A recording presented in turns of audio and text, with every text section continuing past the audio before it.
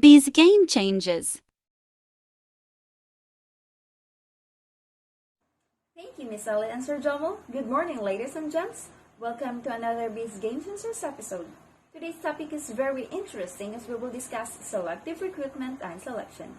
To help us understand more of our topic, joining us here are our three special guests hailing from different fields of business. Let us welcome our first guest, the representative of Antonius Realty Incorporation and the HR head of the company, Ms. Agnes Rodriguez. Welcome, Ms. Agnes, for being here with us today despite your very busy schedule. Thank you for having me here. It's my pleasure to be invited as one of your guests. I'm very excited to share my thoughts and experiences for our topic. Our second guest is a business analyst and the CEO of XYZ Construction Incorporation. Let us all welcome Mr. Pan Xiangyang. Good day, everyone. My pleasure to join here. Last but not the least, our third guest will discuss the law of recruitment and selection process.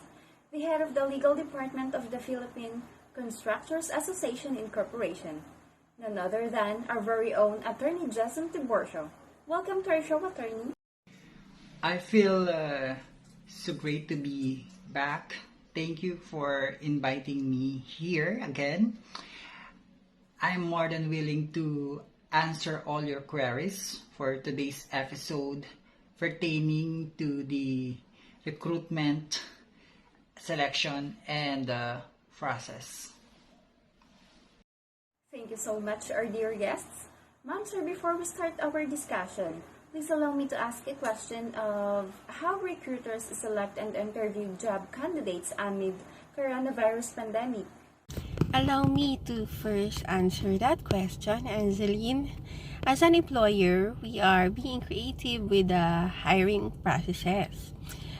This pandemic has sparked innovations in recruiting, hiring, and onboarding of the employee. There are lots of employment platforms online like LinkedIn, JobStreet, Facebook, Web Meetings, and many more that are really helpful when selecting job candidates. The interview conducted virtually, unlike the traditional process to have the interview being conducted at the office. Actually, after this date that even the alert level went down, the process of the recruitment became normal nowadays. Exactly, Miss Agnes. Furthermore, we are now coping with the RTO advised by our employer as we learn to adapt into the new normal to conduct all via online. Attorney, what can you say about the recruitment and selection process during that period as we normalize it nowadays? Online money or recruitment can be easy to get the wrong picture of social media presence. The internet allows an individual to curb an online persona, so that it's not like her real self. No, people will typically shop for their jobs online, so we have to be careful in scrutinizing data written in the resume. Thank you po. How about Mr. Pan? Your thoughts about this internet money? For me, the advantage of this is that we can get larger talent pool and budget savings from the human resource department. There is no need to hire extra personnel to make the traditional print advertising and CVs and hire from a recruitment agency. Thank you. Okay, moving on with the topic related to our dear guests. Let's start. Ma'am and sir, how do we know and how to get the best candidate fit for the position? Recruitment strategies is a very important. So a recruitment strategy can help you streamline your efforts from candidates' first encounter to sign a contract. Okay, the strategy should be developed with hiring objectives and company goals in mind. The results of the recruitment process may be measured against established benchmarks, but it should be refined accordingly as needed. I agree with that, attorney. Recruiting strategy is important as the effective recruitment and selection policy not only fulfills the requirements of a job, but also ensures that an organization will continue to maintain its commitment to provide equal opportunity to employees. Do you have any tips or what are those recruitment strategies that can help some recruiters to identify and improve their recruiting strategies who are joining and watching us now? First, we need, of course, to identify the steps of recruitment. Number one is to identify the hiring needs. Is it new opportunity or someone resigned? And second is to prepare job description. The titles, responsibilities, skills, benefits, perks, etc. And third is to organize your table of organization. Whether we retain or interview, promote the employee. We also need to screen and shortlist the candidates. Just sort and separate resumes with preferred credentials. What is your prepared interview process? Is it via phone screening, test, discussion, or direct offer? And you have to finalize the offer by discussing the benefits, perks, and company policies.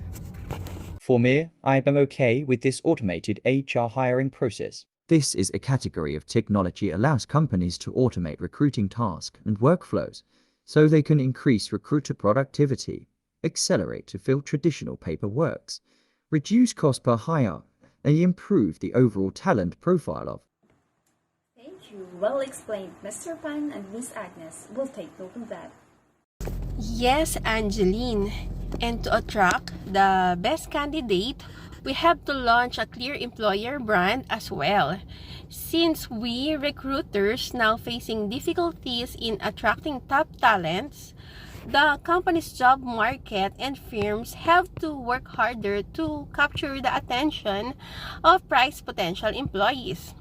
To improve your chances of winning the hearts of the right applicants, you need to work on developing and promoting your employee brand.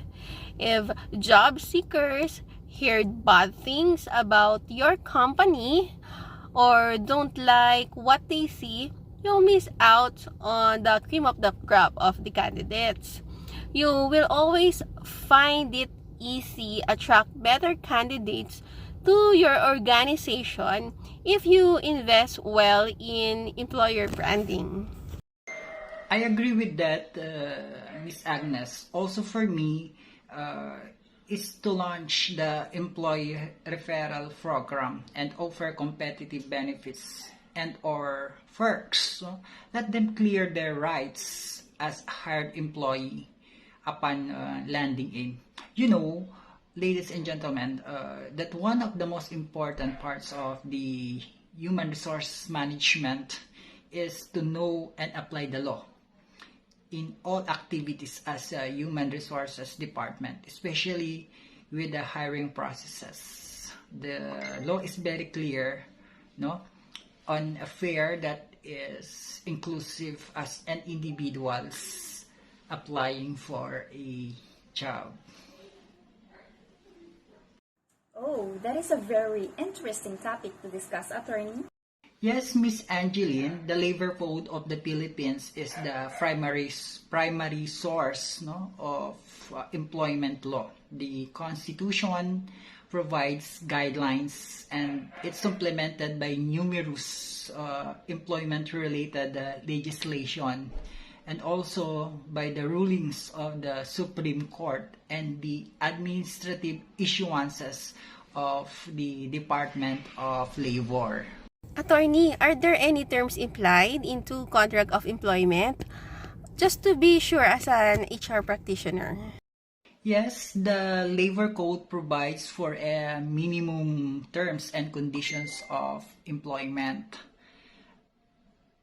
Terms also implied by law or by custom, such as employees' duty to serve an employer with fidelity, honesty, good faith, obeying all legal and reasonable orders of the employer. You mean that it must be a written employment contract? If yes, what essential terms are required to be evidence in writing, attorney? Generally, the law does not require employment contract to be reduced in writing, but specific laws may require the same. For example, the Domestic Workers Act or yung tinatawag natin Republic Act 10361 requires an employment contract to be executed between the domestic worker and the employer in a language or dialect that they understood by both the domestic worker and the employer.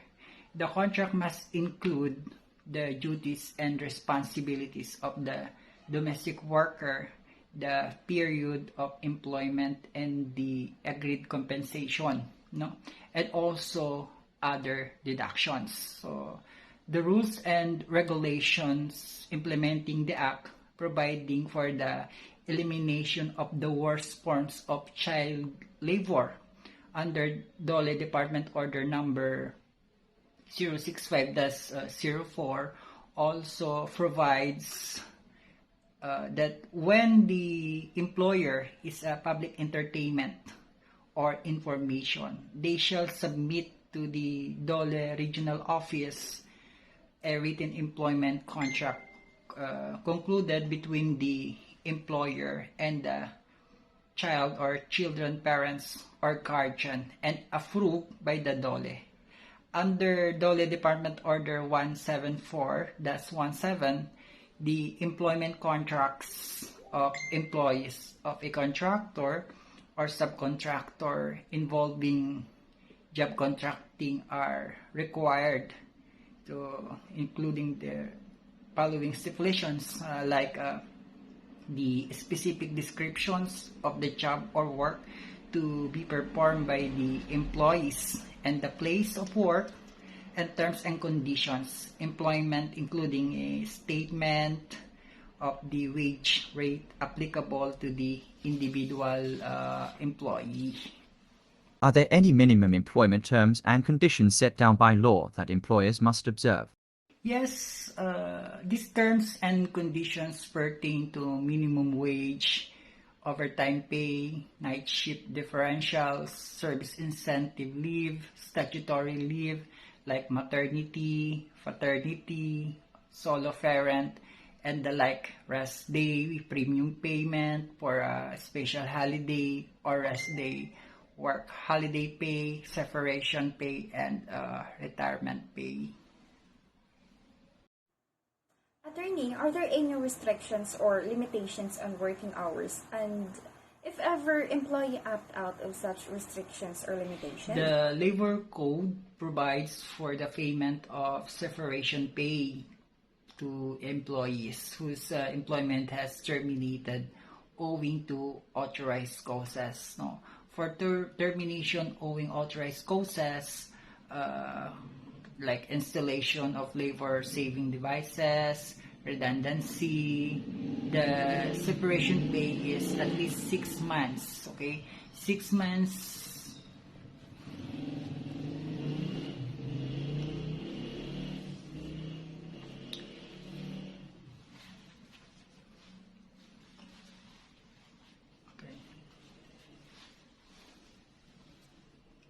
Okay po. By the way, what categories of workers are entitled to overtime pay and how it is calculated?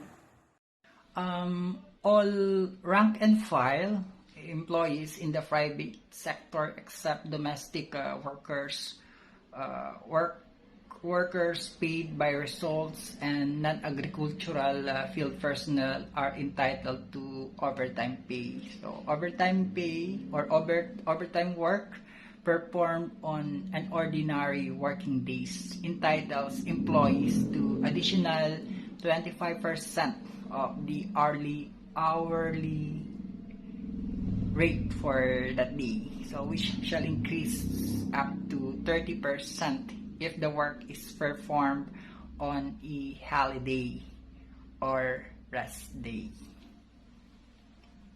So generally, managers are not entitled to overtime pay for the services rendered more than 8 hours a day. Exactly, managers and heads mostly are rich because they are high paying rank in the company. So don't you dare. Don't you dare, okay? Nice one, attorney. So I guess Mr. Pan would not mind hiring me as his finance head in the company, right, sir? Yeah, sure. Okay, lastly, before I get hired by Mr. Pan, is there any legislation establishing the right to annual vacations and the holidays? Okay, under the labor code, rank and file employees who have rendered at least 12 months of service, whether coterminous or broken, are entitled to a yearly service incentive leave, no, of at least 5 days with pay, unless the employee already enjoys vacation leave with pay or at least 5 days. No. The service incentive leave may be used for vacation or sick leave. Unused service incentive leave is convertible to cash. So the Administrative Code of 1987 provides for special and regular holidays in the Philippines. The president also declares the regular and special holidays through presidential proclamation issued annually. Under the labor code, employees who work during holidays are entitled to additional pay, the amount of which depends on whether such day is a regular holiday or special non-working day. Oh, noted po. Is there any legislation establishing the right to sick leave or sick pay? Philippine law does not require employees to grant sick leave or sick pay. The minimum required by the law is the service incentive leave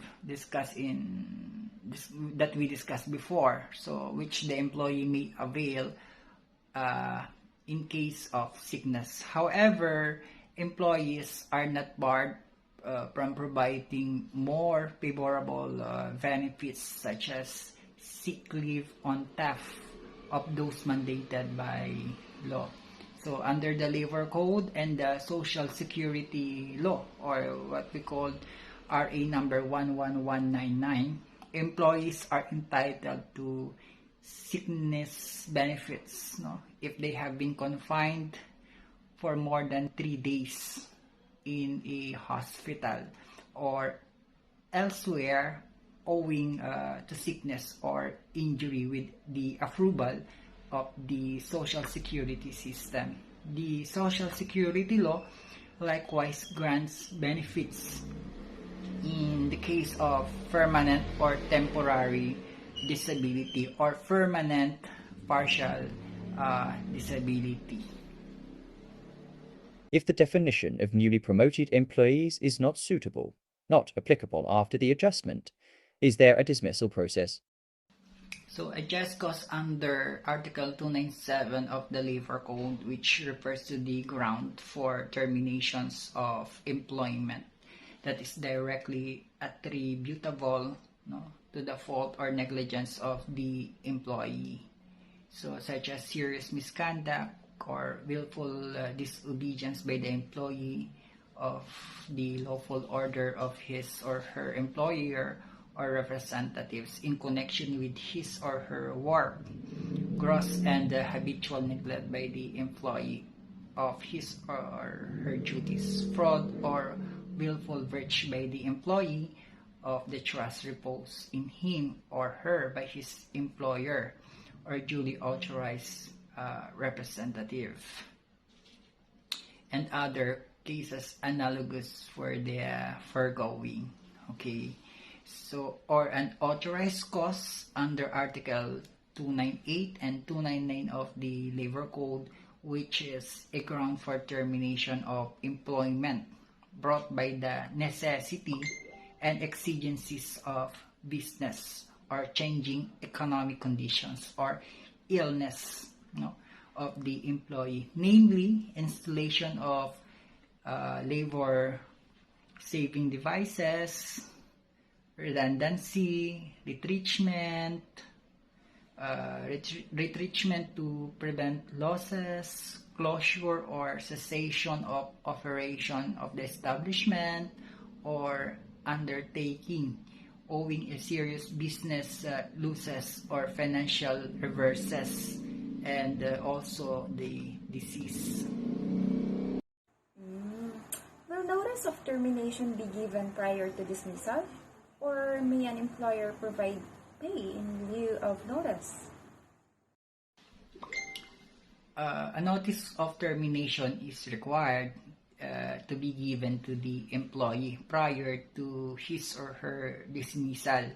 The notice requirements vary depending on the ground for termination. For just cause, the notice of termination can only be issued to the employee after compliance with the due process requirements under the law. Okay, for authorized causes, the employee must be notified for at least 1 month prior to the effectivity date of termination. And for termination of probationary employee on the ground of failure to qualify as a regular employee in accordance with the reasonable grounds or standards prescribed by the employer, it shall be sufficient that the written notice is served in the employee with reasonable time from the effectivity date of the termination. Is there any legislation establishing the right to severance pay upon termination of employment? And how is severance pay calculated po? The labor codes provide the payment of separation pay to employees whose employment was terminated owing to authorized causes. So for termination owing installation of labor saving devices or redundancy, the separation pay is at least 1 month pay or at least 1 month pay for every year of service, whichever is higher. So for termination owing retrenchment, closure, cessation of operations of establishment, not owing to serious business losses or reverses or diseases, the separation pay is at least 1 month, 1 month pay or at least 1/2 month pay for every year of service, whichever is higher. Another question po, are there any procedural requirements for dismissing an employee? The Labor Code and its implementing rules and regulations prescribe 8 hours a day as a normal hours of work. So for rank and file employees, so work performed beyond the normal hours entitles the employee to receive overtime pay. So employees who rendered services between 10 p.m. and up to 6 a.m. on the other day are also entitled to a night shift differential. So employees are entitled to a rest day of not less than 24 hours, 24 consecutive hours of work, after every 6 consecutive working days. In emergency cases, employees may be required to render work on a rest day, but this is subject for premium pay or payment for premium pay. So there are some special restrictions are imposed, like in the minors who are allowed to work. Minors below 15 years of age may be allowed to work for not more than 4 hours a day. So, and not more than 24 hours a week. They are not allowed, okay? They are not allowed to work between 8 p.m. up to 6 a.m. on the other day, no? The following morning. Minors age 15 or over but below 18 may work for not more than 8 hours a day and not more than 40 hours a week. They cannot work also from 10 p.m. Up to 6 a.m. on the following morning. I am always pleased when you are explaining legal matters about labor and employment. Well explained, attorney. I agree with that thought. Alright, let's proceed with a discussion regarding issues as rise during the recruitment period. Miss Agnes, what if nobody is applying for the job or no one is interested in the job? What can we do about that? If nobody is applying for the job, you may want to think about increasing the wages. The higher the wages, the greater your chances of attracting applicants. If you feel the wages are already a bit high enough to attract applicants, it could be good to change the job title or include additional details such as possible bonuses, perks, and allowances. Well, ma'am and sir, do you mind teaching us how to streamline your recruitment and selection process? The first thing to do is to write your job descriptions with more clarity. Explain the requirements for the job concisely so that applicants weigh themselves out. You can add an application form carrying knockout questions that address your concerns directly. Using these questions help you to screen and fit candidates out. Then you have ample time to deal with the applications from mostly fit candidates. Also, when hiring people po, is benchmarking salaries or remuneration important during the recruitment process? Yes, Angeline. Organization and or business owners want to do salary benchmarking during the recruitment process to ensure that when it comes time to offer candidate a position, they actually accept the role.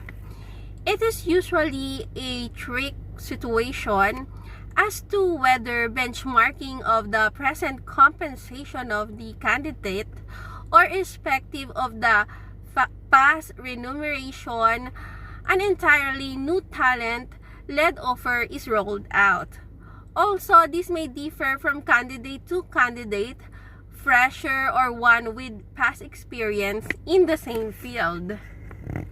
Oh, then who makes the final decision in hiring process? Of course, our hiring manager, Miss Agnes. But before the formal release of the offer, again, we have to verify whether the annual budget is met to apply for resources. Yes, the hiring managers are the decision makers. They have the final say as to who gets hired and who gets rejected. They own the outcome of the recruitment process. And when there's a bad hire, the manager is the one who should investigate what went wrong. Right, attorney? And so, always remember the 4 stages of an effective hiring process. Number 1 is the search and screening. Second is the interview and evaluation. Third is the hiring and onboarding stages. And the most important is the retention and the development of hired employee. The structural elements such as brand reputation, market positioning, company purpose, and growth strategy strongly influence an employee's decision to stay with the company. Thank you all been learning a lot for this episode. Oops, our time is up, but I believe that all of us here have learned a lot with regards to the topic recruitment process and selection. Thank you for that key takeaways, Ms. Agnes Rodriguez, regarding effective recruitment process. To our attorney ng bayan, Attorney Jessom Tiborcio, for the legal awareness of both recruiters and hired employees. Thank you, attorney. To Mr. Panchang Yang, thank you for accepting and giving time for our invitation and for your wonderful insights. Even though it's just through call, but we understand due to your busy schedule. To our beloved joiners and audience, thank you for your time. This is Angeline reporting from Biz Game Chancers. We hope everyone learned and enjoyed our episode for today. Have a good day!